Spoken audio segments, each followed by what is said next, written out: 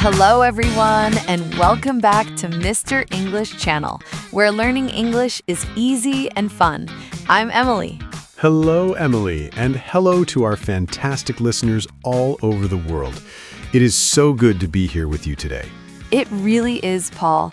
I feel very energized today. I have my favorite lemon tea, and the window is open. I can hear the birds. That sounds lovely, Emily. I have a big glass of water today. No coffee for me this morning. I am trying to drink more water. It is a small goal for my health. That is a great goal, Paul. Health is very important. Yes, it is. But anyway, I am very excited about our topic today. Me too. Today, we are talking about a very common topic. Everyone talks about this on Monday mornings. Oh, I know what it is. We are talking about the weekend. Exactly. What did you do last weekend? It is the most common question in the world, I think. It is, and it is a great way to practice English because we can tell stories and share our lives. Yes, exactly. But wait, Paul, before we start our chat, we have a small favor to ask our friends at home.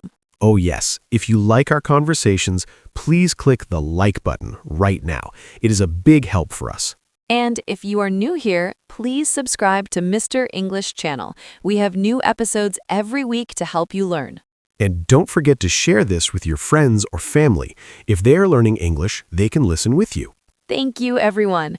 Okay, Paul, let's get back to the weekend. Great. So, Emily, how was your weekend? Did you do anything special? Well, it was a very interesting weekend, actually. On Saturday, I went to a small town near the mountains. Ooh, the mountains. That sounds very peaceful. Did you go alone? No, I went with my sister, Chloe. We took the train early in the morning. I love train rides. You can look out the window and relax.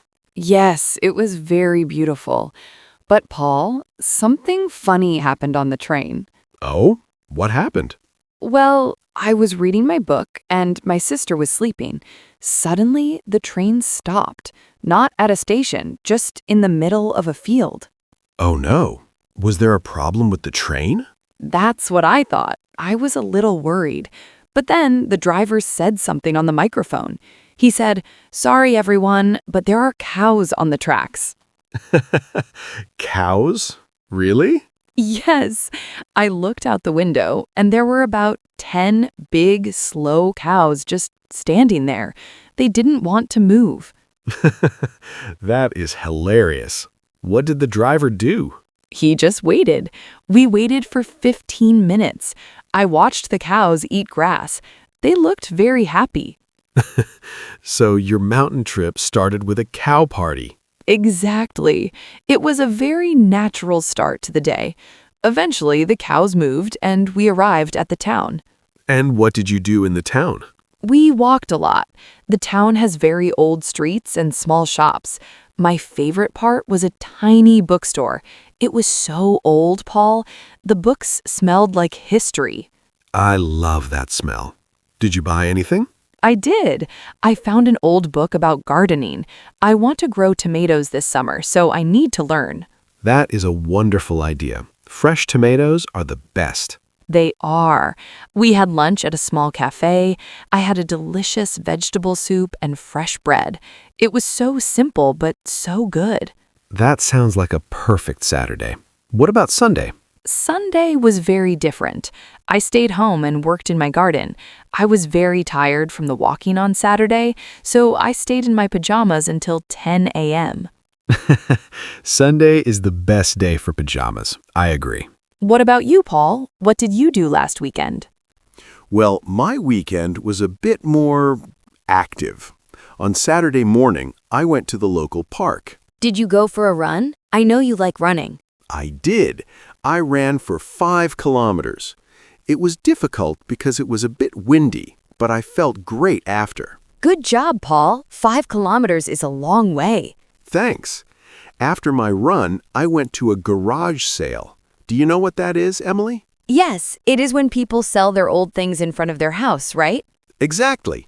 I love garage sales because you can find very interesting things. Did you find any treasure? Actually, I did. I met an old man named Mr. Thompson.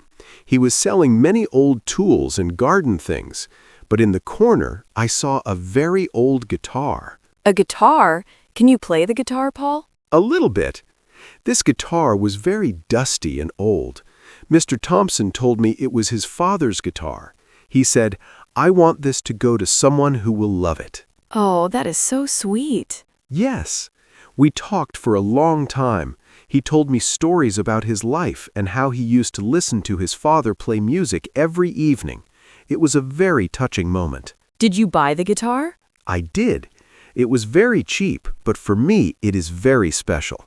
I spent all Saturday afternoon cleaning it and fixing the strings. Wow, Paul, that is a great story. It's not just an object, it has a history. Exactly. It made me think about how many stories are around us if we just take the time to talk to people. That is a beautiful lesson. Sometimes we are in such a hurry that we don't see the treasures in people. I agree.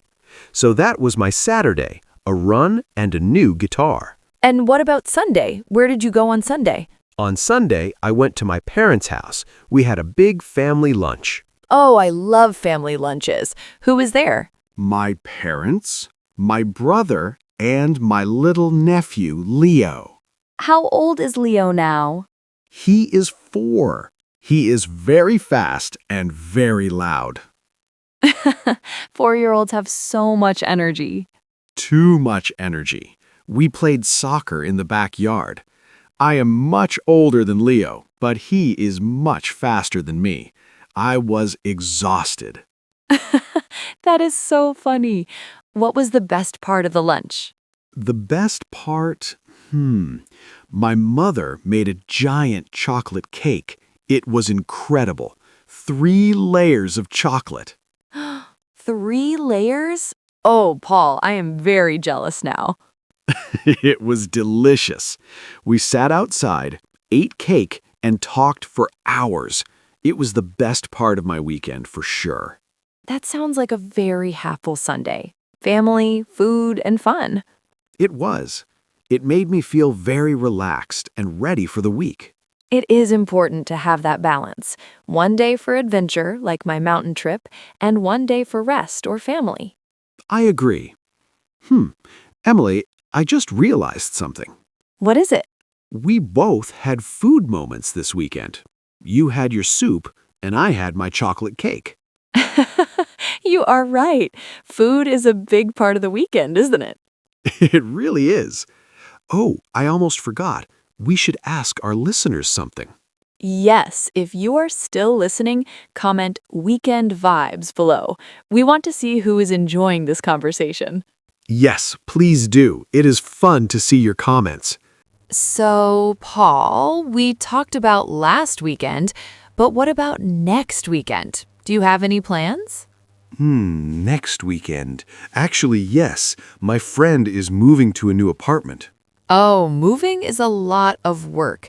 Are you going to help him? Yes, I am. I am the strong friend with a big car. Every friend group needs a friend with a big car. It's true. We're going to spend Saturday moving boxes and furniture. It will be hard work, but he promised to buy us pizza for dinner. Pizza is a good reward for moving furniture. What about Sunday? On Sunday, I think I will stay home and practice my new old guitar. I want to learn a simple song. That sounds very relaxing. I hope you can show us your guitar skills one day. Maybe. We will see.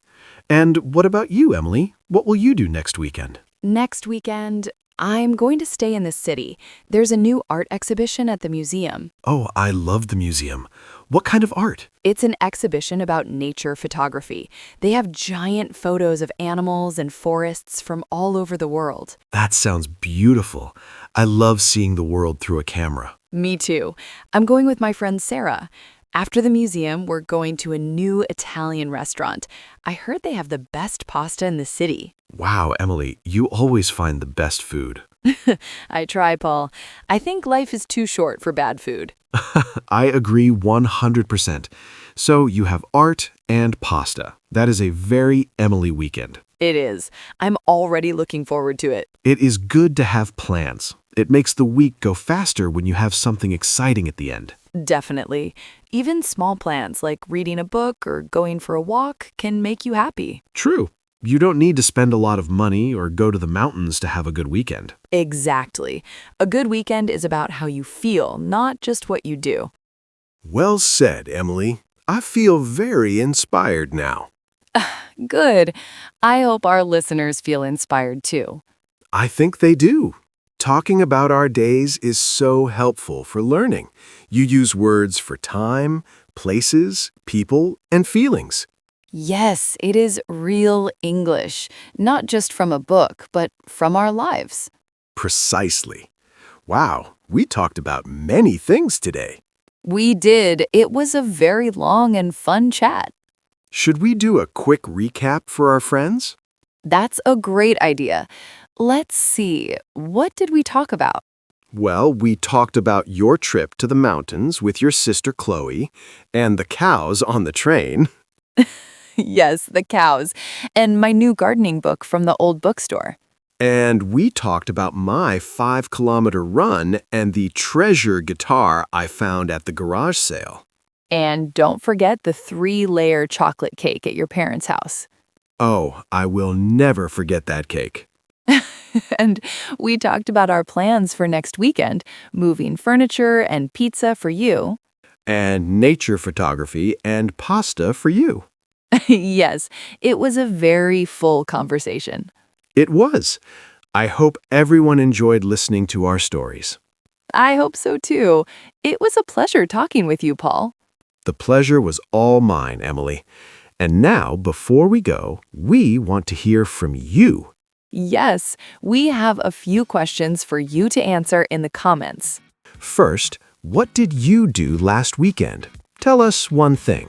Second, who did you spend your weekend with? Was it family, friends, or maybe a pet?